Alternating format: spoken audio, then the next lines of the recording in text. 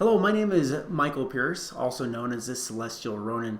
I just want to talk to you about something that I've kind of came across and connected the dots on, and I want to see if I can get your opinion on it.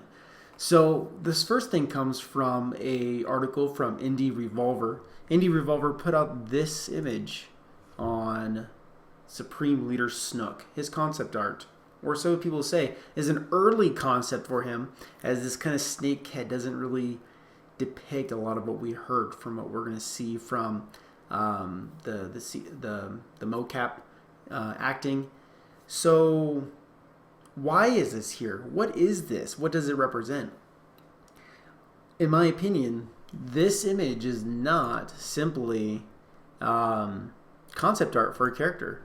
This flat matte illustration, this is more along the lines of fashion design. This is a fashion concept art.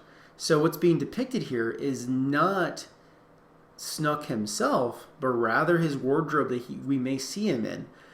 And so with that, if you look at this head in this rendered image by Reddit user DentFace, we see that this head doesn't quite match this body as well as it looks in that flat picture. Some of the coloring is a little off, definitely different from a lot of that marker that's being used for the shading on the hand.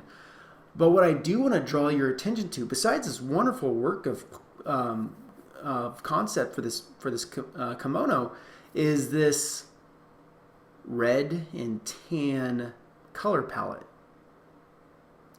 This color palette is the connection I am most interested in. If you've seen some of my most recent videos, I've talked at length about the concept of the Phantom Menace and the theory that's been going out there about Darth Jar Jar.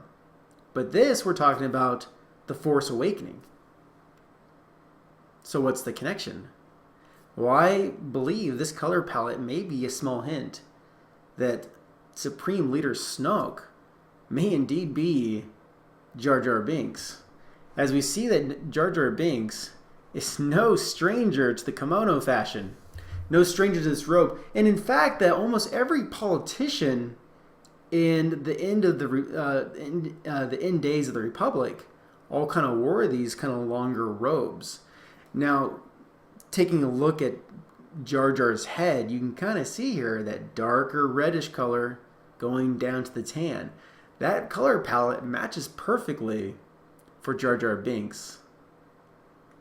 So, is that the big reveal? Should this be March spoiler? Or should we take our tinfoil hats off now? I'll let you decide.